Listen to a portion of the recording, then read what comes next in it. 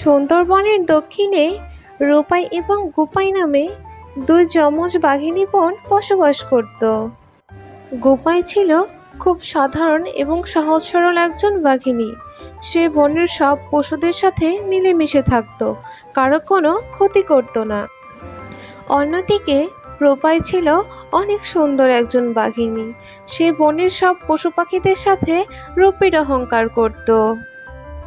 রূপাই বনের সেরা সুন্দরী হওয়ায় তার যেন রূপের অহংকারে মাটিতে পাই পড়ত না। আজ আমি অনেক খুশি। আজ আমি যেন এক নতুন রূপ ধারণ করেছি। কি সুন্দর লাগছে আমায় দেখতে, একদম যেন সবার চোখে পড়ার মতো। আর আমার শরীর থেকে খুব সুন্দর সুগন্ধ আসছে। বনের সব পশুরা আমার সৌন্দর্যের প্রশংসায় অস্থির। হ্যাঁ বোন, তুমি সত্যি এই বনের সেরা সুন্দরী। তোমাকে দেখে সবাই পছন্দ করবে। কি রে বোন, তুই তো দেখতে অনেক খারাপ। তুই এই বনে থেকে কি করবি? সবাই তো আমাকে নিয়েই প্রশংসা করবে, তোর দিকে কেউ তাকাবেই না। দেখ, আমি দেখতে কত সুন্দর হয়েছি, আর তোর দিকে তো তাকানোই যাচ্ছে না। তোর গায়ের রং কোনো বাঘের মতোই না। কি বৃষ্টি দেখতে তোকে, তোকে তো কেউ বিয়েই করবে না। তুই এভাবে বলছিস কেন? তুই আর আমি তো এক মায়ের পেটেরই সন্তান। তোর নামও বাঘ, আমার নামও বাঘ। তোর গায়ের রং অনেক সুন্দর বলে আর আমার গায়ের রং অসুন্দর বলে অহংকার করছিস। আর আমি তো ইচ্ছে করে অসুন্দর হইনি। গায়ের রং দিয়ে অহংকার করা ঠিক না বোন। ওহ, এই তুই চুপ কর তো। আমাকে একদম জ্ঞান দিতে আসবি না। আমি তোর থেকে অনেক সুন্দর। তোর চেহারা দেখ আর আমার চেহারা দেখ। আমার চেহারা দেখে তোর বুঝি অনেক হিংসে হচ্ছে? আমার এত আকর্ষণীয় চেহারা তোর বুঝি সহ্য হচ্ছে না? দয়া করে এভাবে বলিস না বোন। আমি এরকম কিছুই ভাবিনি। আমি নিজেকে নিয়ে কখনোই অহংকার করি না। থাক থাক, হয়েছে হয়েছে। আমার কাছে এত ন্যাকামো করতে হবে না। আমি বুঝেছি তোর কথা। এদিকে একটি শেয়াল সুন্দরী বাঘিনী রূপাইয়ের সাথে গল্প করতে আসে। কেমন আছো সুন্দরী বাঘিনী বন্ধু? তোমাকে দেখে অনেক ভালো লাগছে। আমি তোমার সাথে গল্প করতে চাই।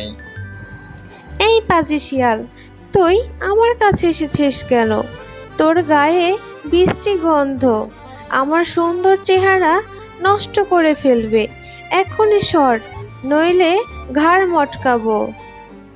আরে বাঘিনী বন্ধু, আমি তো তোমার সাথে বন্ধুত্ব করতে আসলাম, আর তুমি আমার সাথে এরকম খারাপ ব্যবহার করলে। আমি তোমার এই খারাপ ব্যবহার কখনোই ভুলবো না। গেলাম আমি তোমার কাছ থেকে।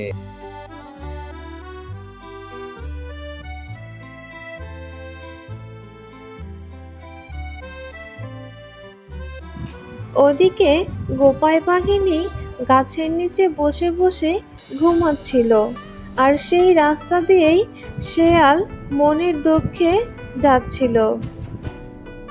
ও শিয়াল ভাই, মন খারাপ করে কোথায় যাচ্ছ? কি হয়েছে তোমার? সব খুলে বলো তো আমাকে। কি আর বলবো, তোমার বোন রূপায়ের সাথে গেলাম একটু গল্প করতে, কিন্তু সে যে খারাপ ব্যবহারটা করলো, আমার গল্প করার ইচ্ছেটাই মিটে গেছে। ওর কথায় কিছু মনে করো না শিয়াল ভাই, ও একটু ওরকমই। তুমি তোমার কাজে চলে যাও।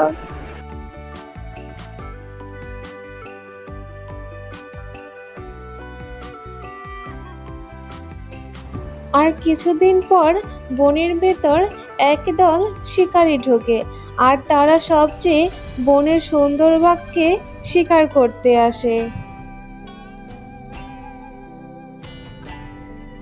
শুনো হে ভল্ল চকিদার, খবর পেয়েছো তো?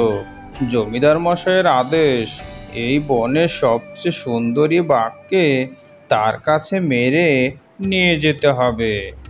আর আমি এই বনের রাস্তাঘাটও ভালো চিনি না, তুমি ছাড়া আমার কিন্তু কোনো উপায় নেই। তুমি ভালো মতো বাঘ যেখানে থাকে সেখানে আমাকে নিয়ে যেও। আগে আপনি কোনো চিন্তা করবেন না হুজুর, এই সব কিছু আমার উপরে ছেড়ে দিন আপনি। আমি জানি এই সুন্দরী বাঘটা কোথায় থাকে। আমি আপনাকে খুব ভালোভাবে সেই বাঘের জায়গায় নিয়ে যাব। একদমই চিন্তা করবেন না আপনি হুজুর। হ্যাঁ হ্যাঁ হ্যাঁ, তোমার উপর আমার অনেক ভরসা আছে। আর শোনো, এই বাঘটা ধরে নিয়ে যেতে পারলেই আমার সামনে প্রমোশন পাক্কা। আর তোমাকেও আমি কোনোভাবে ঠকাবো না, অনেক ভালো পুরস্কার তুমি পাবে।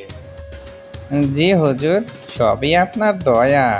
আপনি যদি আমাকে একটু না দেখেন তাহলে আমি কিভাবে বাঁচবো হুজুর? আরে হয়েছে হয়েছে, আর ন্যাকামো করতে হবে না। চলো চলো, এবার আসল কাজ করি। আজকের মধ্যেই আমার বাঘের সন্ধান চাই, বুঝতে পেরেছো?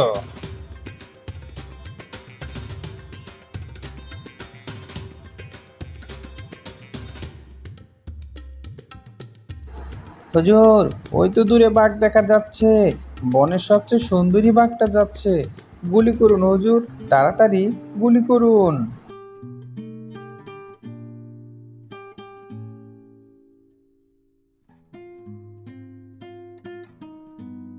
আর কিছুক্ষণ পর শিকারীরা বনের সবচেয়ে সুন্দর বাঘকে শিকার করে সাথে নিয়ে যায়।